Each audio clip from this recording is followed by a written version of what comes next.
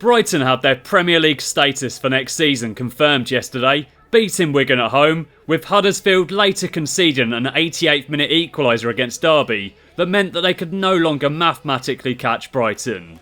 Brighton's goal difference was already such that Huddersfield were never really going to catch them once they beat Wigan, but their place in the Premier League is now officially guaranteed for next season, the first time in 34 years that they played in the top flight. The last time that they played at this level, it wasn't even the Premier League. The Premier League only came into effect in 1992, so the last time Brighton were in the top flight, it was called Division 1. That is how long ago it was.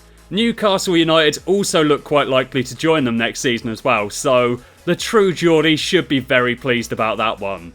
He'll no longer have to watch Championship football, and when he misses a match, he won't have to watch highlights on Channel 5. I used to live in Brighton for a few years, so personally, I am very happy to see them promoted to the top flight. Crystal Palace fans maybe aren't quite so pleased, but hey, it'll be a nice Premier League rivalry for them next season anyway. So, with my interest in Brighton and their place in the Premier League now confirmed, I want to put it to the test and see what FIFA 17 makes of their chances at this level next season. If you're keen to see more FIFA 17 experiment videos, make sure you smash that subscribe button, there'll be plenty more to come, and if you do go on to enjoy this video, leave it a like as well. For the purposes of this video today, I'll also be moving Newcastle up to the Premier League because they look like they're going to get promoted as well, and for that third and final Premier League spot, it's time for a playoff battle between Reading, Huddersfield, Sheffield Wednesday and Fulham.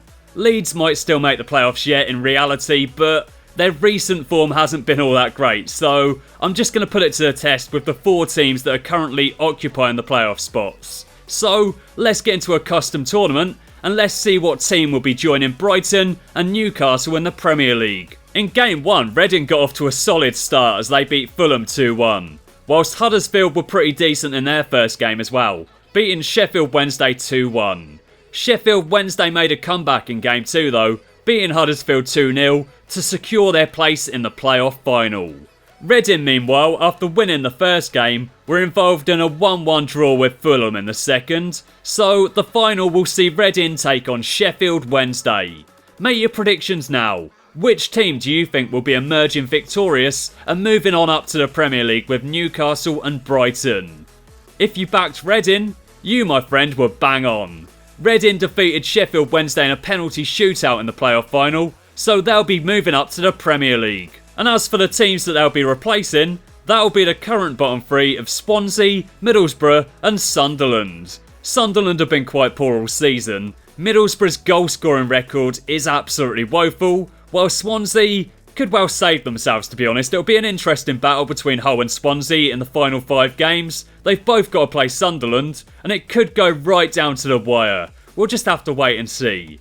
As Swansea currently occupy that 18th position though, for the purposes of this experiment, they'll be the team that we'll be saying goodbye to. Right then, so I've talked you through the basics of today's video, and now it's time to take a look at the Brighton squad. I'm not too sure what to make of their chances, to be honest. They've got Glenn Murray up front, who's pretty solid. 33 years old though, so he will start declining in the first season, and that could cause them a few problems. Hemed is only a 72 rating as well, so not too sure he's Premier League quality.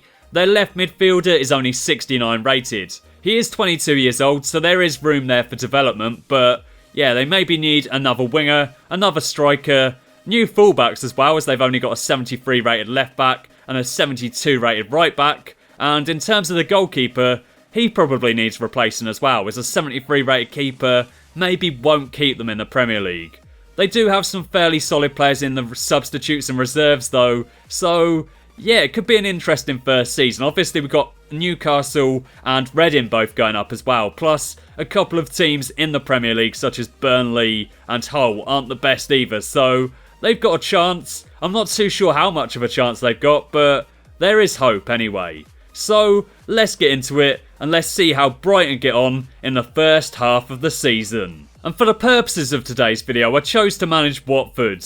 I wanted to be a fairly neutral team, so I picked Watford because I figured they would be somewhere around mid-table, but halfway through the season, they're currently 17th, so yeah, that's not really going to plan, but there you go. Chelsea are top of the league. They're 12 points ahead of Everton in second, West Brom are somehow 3rd, Southampton are 4th, and just look at this table. Arsenal 6th, yeah, okay, that's realistic, but then you've got Manchester City in 7th, United in 8th, Burnley in 9th, and Liverpool in 10th position. What is going on here? Hull, Bournemouth, and Brighton currently occupy the bottom 3 spots, and I guess Brighton haven't picked up a new goalkeeper because they have conceded 36 goals in 19 games. They've only scored 17 as well, so yeah, they're basically not great at defending or attacking. Not really a winning combination. And looking at their squad, the only player that they brought in so far is Dimitri Polos. He's 75 rated, so he's not too bad to be fair, but they needed to do more with the squad than that. He's a solid player, but they needed maybe a goalkeeper, a couple of fullbacks, a centre mid, and a striker. They did buy a striker, but there are definitely still some holes in the squad. Hopefully though, they'll sign a player or two in January and they can make a push to stay in the Premier League. Let's fast forward to the end of the season and let's find out. Right then, we've simmed forward to the end of the season now, and before I take a look at the final league table, I'm just going to show you the Brighton squad so that you can see what kind of players they've had to work with. Akpom's a 67 rating, Baldock a 70, Hemed a 72, Hambo a 60, Murray a 72, and finally we've got Polos, who is now 76 rated. Pretty solid signing, but so far it's the only one that they've made. They've also got Kale now at a 73 rating, Anthony Knockett now at a 77, Murphy 70 rated, March 71, Norwood 74, Sidwell's down to a 70, Stevens is a 74, Scalak a 70, Tilly a 62 rating, and finally we've got Tau, he is now 68 rated, so don't think any of those players are new ones, they're all players that were already at Brighton I believe. In terms of defenders, we've got Adekugbe, probably butchering that name, but he's 66 rated. Bong is now a 73, Dunk is a 76, Duffy is a 75, so pretty solid centre-back partnership right there, that could have helped them. Goldson's a 71, Foreigner 73, Hunmeyer 72 rated, Pocagnoli 73 rated, Salter is a 69, Rossini a 70, Tamori a 64, and Ben White is now 60 rated. So again, no signings whatsoever as far as I can tell. And finally then, we've got a 57 rated keeper, a 67 rated keeper, not sure about Walton, I think he just came back from loan, and Stockdale is a 73 rating, so not the best keepers in the world. They do have a solid centre-back partnership though, in the form of Duffy and Dunk, 75 rated and 76 rated. Attackers aren't too bad either. They do have Polos at a 76, Murray at a 72, and Hemed at a 72 as well. So, yeah, maybe not Premier League quality attack, but Polos is decent anyway. Where will they have finished the season though? In the first half, they only got 13 points, so yeah, anything could have happened to be honest. I reckon about 25 points, but who knows with FIFA 17. As I say, anything can happen. In that first half of the season, the top 4 consisted of Chelsea, West Brom, Everton and Southampton. That was unexpected, so yeah. As you saw there though, Everton finished 10th, so they slipped away in the second half of the season. And Brighton, I've just noticed, they got 37 points. I wasn't expecting to see them there, to be honest. I thought they would be bottom of the table, but nope, that's Bournemouth. They got 27 points. Newcastle got relegated as well, and Hull City.